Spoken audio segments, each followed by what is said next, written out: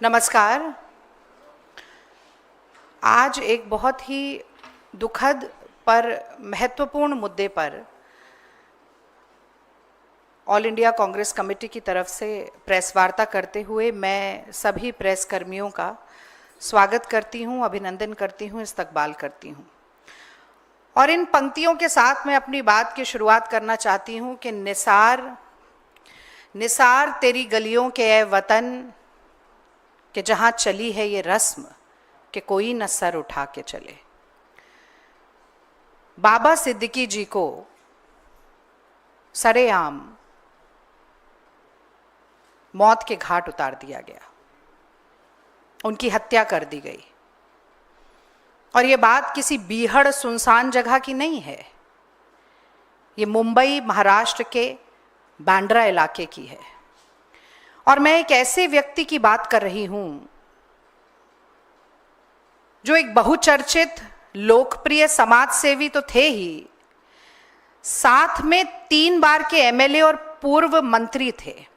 मैं एक ऐसे व्यक्ति की बात कर रही हूं जो वाई लेवल की सिक्योरिटी प्रोटेक्टेड थे। मैं एक ऐसे व्यक्ति की बात कर रही हूं जिन्होंने 15 दिन पहले ही महायुति सरकार को विधिवत तरीके से सूचित किया था कि उन्हें जान से मारने की धमकियां मिल रही हैं। मैं एक ऐसे व्यक्ति की बात कर रही हूं जिनकी पुलिस सुरक्षा बढ़ा दी गई थी और बावजूद इसके, बहुत महत्वपूर्ण बात है ये, कि बावजूद इसके बाबा सिद्दीकी जी को मार दिया गया। और ये पूरा घटनाक्रम अगर हम देखें तो एक बहुत ही वाजिब, बहुत ही जायज सवाल न सिर्फ इस देश के नेताओं, इस देश के राजनीतिक दलों, बल्कि हर भारतीय नागरिक, हर मुंबई और महाराष्ट्र के निवासी के दिमाग में कौंध रहा है कि अगर एक वाई लेवल सिक्योरिटी प्रोटेक्टेड व्यक्ति के साथ, एक पूर्व मंत्री, 3 बार के एमएलए के साथ इस तरह की दुर्दांत घटना घटित हो सकती है, तो उस आम आदमी, आम नागरिक की सुरक्षा का क्या? मुझे लगता है यह कहना अतिशयोक्ति नहीं होगी कि आज महाराष्ट्र, मुंबई में मोदी और शिंदे की सरकार जहां है, भाजपा की सरकार जहां है, महायुति सरकार जहां है, एक ठगबंधन की सरकार जहां है, वहां हर व्यक्ति का जीवन एक डर के साए में बीत रहा है। घर और ऑफिस के भीतर डर, तो वो 4 दीवारी लांघते हुए डर, सुनसान राहों पे डर, तो सरेआम भीड़ में डर, रात के सन्नाटे में डर, तो दिन दहाड़े डर। और इस डर की जिम्मेदारी किसकी है? ये सवाल पूछना जनता का अधिकार है और वो चीख चीख कर पूछ भी रही है। और मैं भी पूछना चाहती हूं कि ये डबल इंजन सरकार के नाम पर बार बार गाल बजाने वाले, दम भरने वाले, अपनी पीठ थपथपाने वाले देश के गृह मंत्री कहां सो रहे हैं?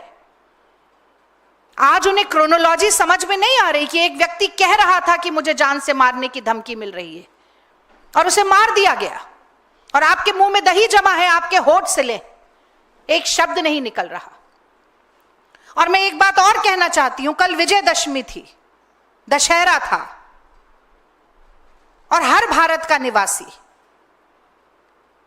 आस्था और संभावना का मेल करके इस बात में विश्वास रखता है कि कल का दिन बुराई पर अच्छाई की जीत का दिन था, अन्याय पर न्याय की जीत का दिन था, असत्य पर सत्य की जीत का दिन था, दुराचार पर सदाचार की जीत का दिन था, और रावण पर राम की जीत का दिन था। और इससे ठीक उलट कैसे अन्याय, अत्याचार, जुल्म, शोषण अपने पांव पसार रहा है महाराष्ट्र में और पूरे देश में। इस बात का प्रत्यक्ष प्रमाण, बहुत दुख है मुझे इस बात का, कि विजयदशमी के दिन, दशहरे के दिन न सिर्फ देश ने बल्कि पूरी दुनिया ने देखा। तो गोस्वामी तुलसीदास तो श्री रामचरितमानस में लिख गए थे कि राम राज कैसा होना चाहिए। और ये जो स्वघोषित धर्म के ठेकेदार बनते हैं, जो राम राज की बात करते हैं पर मुंह में राम बगल में छुरी लिए बैठे रहते हैं, इन्हें शायद याद नहीं है गोस्वामी तुलसीदास ने लिखा है कि दैविक दैहिक भौतिक तापा, राम राज नहीं काहू ही व्यापा, सब नर करही परस्पर प्रीति, चलही स्वधर्म निरत श्रुति नीति। और ठीक इसका उल्टा, उलट बांसी, जो हम कहते हैं कि उल्टी गंगा बह रही है, वो हो रहा है महाराष्ट्र में। तो ये कहना अतिशयोक्ति नहीं होगी कि राम राज तो भूल जाइए, घोर जंगल राज और रावण राज है, और इस रावण राज का अंत जनता करने के लिए ठान कर बैठी है। इसीलिए कहीं ना कहीं ये चुनाव की भी तारीखों को टालने का काम कर रहे हैं। और अंत में मैं सिर्फ एक बात और यहां पर जोड़ना चाहती हूं कि जब सरकार खुद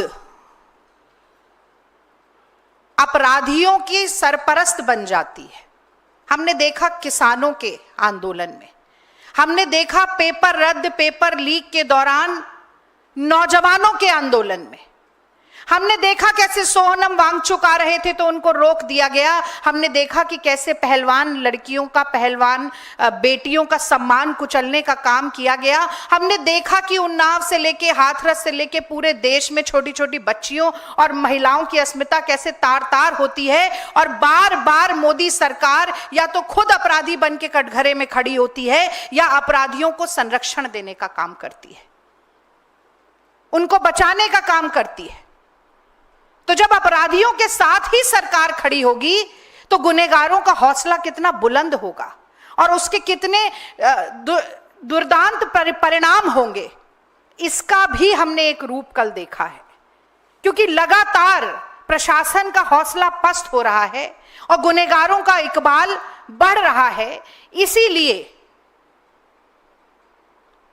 इस तरह की वारदातें अंजाम देती हैं। सबसे पहले आदरणीय राहुल गांधी जी ने, कांग्रेस पार्टी के राष्ट्रीय अध्यक्ष मल्लिकार्जुन खड़गे जी ने, जैसा कि आप पीछे ट्वीट्स में भी देख रहे हैं, न सिर्फ निंदा की है, न सिर्फ प्रशासन और सरकार को जिम्मेदार ठहराया है, बल्कि यह भी कहा है कि तफ्तीश होनी चाहिए, निष्पक्ष तफ्तीश होनी चाहिए, न्याय होना चाहिए, नीतिगत तरीके से होना चाहिए। और मैं अपनी बात को यह कहकर समाप्त करना चाहती हूं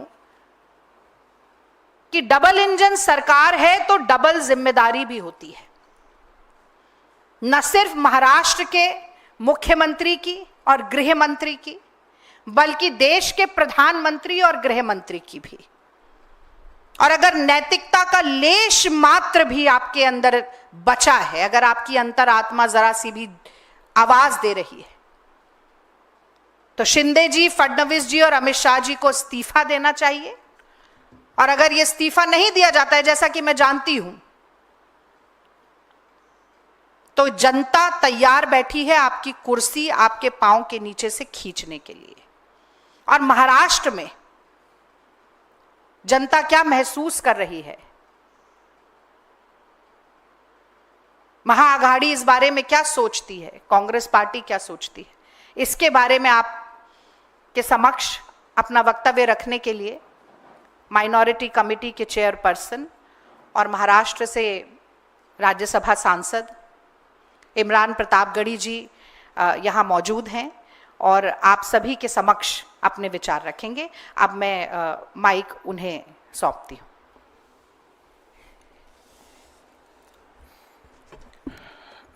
धन्यवाद रागिनी जी। हमारी सहयोगी रागिनी नायक जी ने अभी विस्तार से कल के घटनाक्रम के बारे में बताया। बाबा सिद्दीकी की हत्या बहुत ही दुखद है। कांग्रेस पार्टी के राष्ट्रीय अध्यक्ष मल्लिकार्जुन खड़गे जी ने, नेता प्रतिपक्ष लोकसभा में आदरणीय राहुल गांधी जी ने ट्वीट करके अपनी संवेदना परिवार के प्रति और एक निष्पक्ष जांच की मांग की है। मैं महाराष्ट्र से सांसद हूं और कल की घटना से बहुत हैरत में हूं कि मुंबई, जो कि इस देश की आर्थिक राजधानी है, जो राज्य चुनावी मोड में है, जहां इंटेलिजेंस से लेकर के तमाम एजेंसियां सक्रिय हैं, वहां सरकार से जुड़ा हुआ एक हाई प्रोफाइल नेता, जिसे 15 दिन पहले सूत्र बताते हैं मीडिया के कि धमकी मिली, उसके बाद उनकी सुरक्षा बढ़ाई गई, उसे सरेआम दिन दहाड़े गोलियों से भून दिया जाता है, उसकी हत्या हो जाती है। अगर सरकार अपने नेताओं को सुरक्षा दे पाने में असमर्थ है, तो फिर मुंबई और महाराष्ट्र की जनता को कैसे सुरक्षा दे सकती है? सबसे बड़ा सवाल यह है।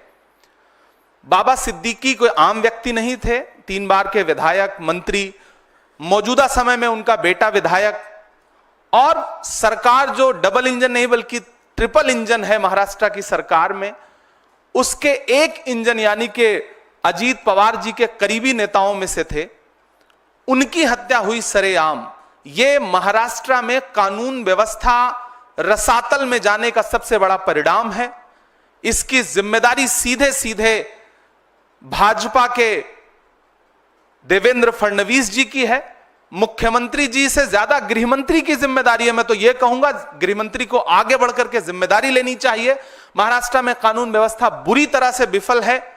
बदलापुर से बांद्रा तक आप जहां भी देखेंगे महाराष्ट्र में ना तो बच्चियां सुरक्षित हैं, ना बेटियां सुरक्षित हैं, ना व्यवसायी सुरक्षित हैं, ना राजनेता सुरक्षित हैं। महाराष्ट्र पूरी तरह से कानून व्यवस्था के नाम पर कोलैप्स हो चुका है, जिसका जिक्र राहुल गांधी जी ने भी किया है, मल्लिकार्जुन खड़गे जी ने भी किया है। हम कांग्रेस पार्टी की तरफ से एक निष्पक्ष जांच की मांग करते हैं, पारदर्शी जांच की मांग करते हैं, ताकि अलग अलग कहानियों के बजाय जो सच्ची बात है वो निकल करके सामने आ सके और जो इसके दोषी हैं उन्हें सजा मिल सके।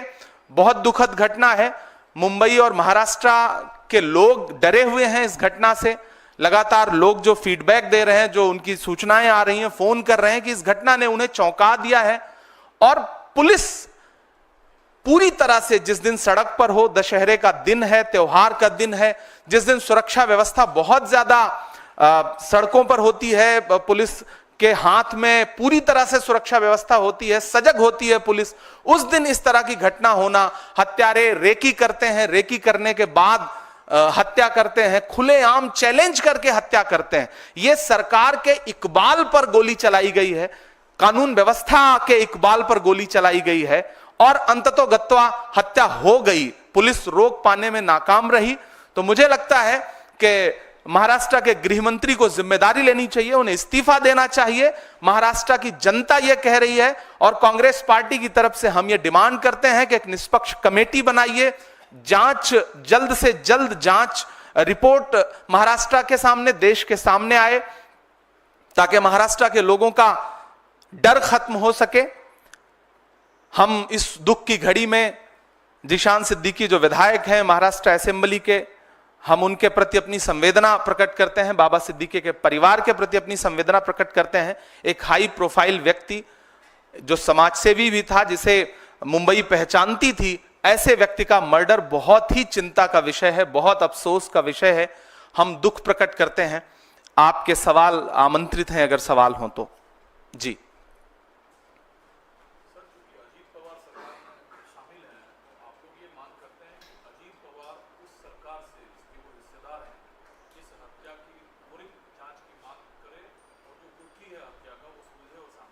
नहीं, सिर्फ अजीत पवार जी को तो मांग करनी ही चाहिए, वो उनकी पार्टी के एक इंपॉर्टेंट नेता थे, लेकिन देश का हर विपक्षी दल मांग कर रहा है कि डबल इंजन, ट्रिपल इंजन की सरकार कर क्या रही है। सबसे पहला तो हम अजीत पवार जी पे से प्रश्न ना पूछ के हम देवेंद्र फडणवीस जी से सवाल पूछे ना, हम शिंदे जी से सवाल पूछे ना कि उनकी पुलिस क्या कर रही है, उनका प्रशासन क्या कर रहा है। हम सवाल को घुमाते क्यों है?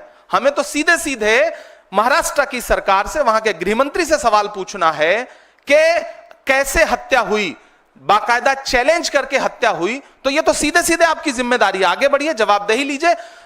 अजीत पवार जी सवाल पूछे ही पूछे, हम सारे लोग सवाल पूछ रहे हैं, मीडिया भी सवाल पूछे कि अगर जंगल राज ये नहीं है तो फिर जंगल राज किसे कहते हैं।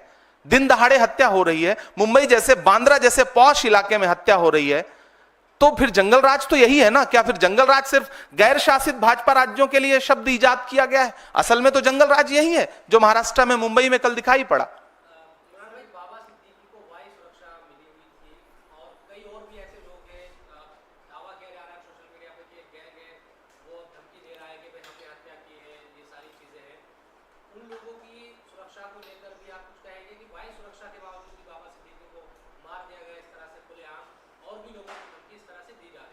नहीं, सबसे पहले तो मुंबई के आम जनता, मुंबईकर जो है, उनकी सुरक्षा की चिंता है इस घटना के बाद, कि जब इतना हाई प्रोफाइल नेता चैलेंज करके मार दिया जाता है तो आम आदमी का वहां पे क्या हश्र होगा, आम मुंबईकर क्या सोच रहा होगा, उसकी सुरक्षा कैसे करेगी महाराष्ट्र की सरकार। पुणे गैंगरेप हो, बदलापुर की घटना हो, या फिर थाने के अंदर घुस करके गोलीबारी करना हो, या फिर लाइव फेसबुक पर गोली मारना हो, महाराष्ट्र में ये घटनाएं हुई है पिछले कुछ महीने में।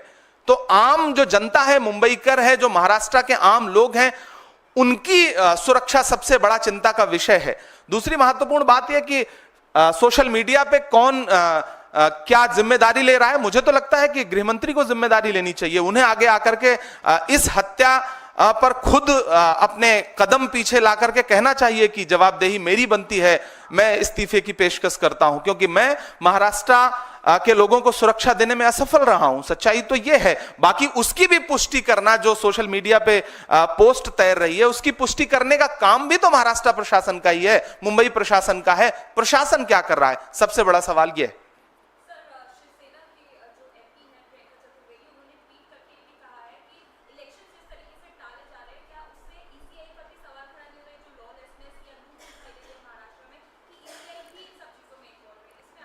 देखिए, मुख्य चुनाव आयुक्त महोदय मुंबई का दौरा करते हैं, महाराष्ट्र का दौरा करते हैं।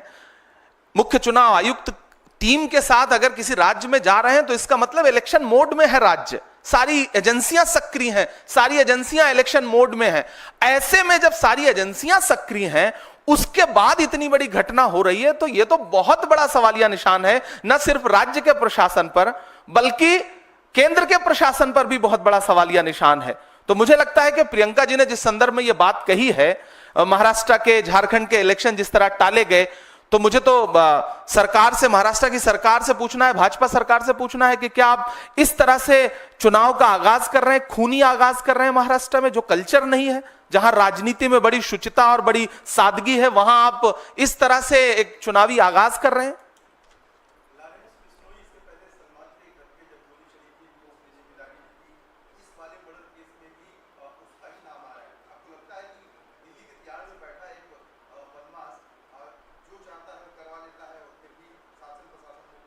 मुझे लगता है कि देश के गृह मंत्री से यह सवाल पूछा जाना चाहिए, अमित शाह जी से यह सवाल पूछा जाना चाहिए, महाराष्ट्र के गृह मंत्री जी से यह सवाल पूछा जाना चाहिए कि अगर कोई इस तरह से आगे आके जिम्मेदारी लेना है जिसकी सत्यता अभी तक सामने नहीं आई है, घरों की राख फिर देखेंगे, पहले देखना यह है घरों को फूंक देने का इशारा कौन करता है। तो इसके पीछे असली कहानी क्या है, वो देश के सामने तब आए जब जांच एजेंसियां एक कमेटी बना करके निष्पक्ष जांच रिपोर्ट देश के सामने रखें, तब मुझे लगता है कि ज्यादा बेहतर जांच और पारदर्शिता सामने आ सकेगी। अभी तो सबसे बड़ा सवाल, अगर कोई जिम्मेदारी ले रहा है तो सबसे बड़ा सवाल देश के गृह मंत्री का है कि किसी बाहर बैठ के, किसी दूसरे राज्य की जेल में बैठ के कोई इतनी बड़ी घटना अंजाम दे रहा है, तो गृह मंत्री से सवाल है। दोनों गृह मंत्रियों की जवाबदेही है। Thank you.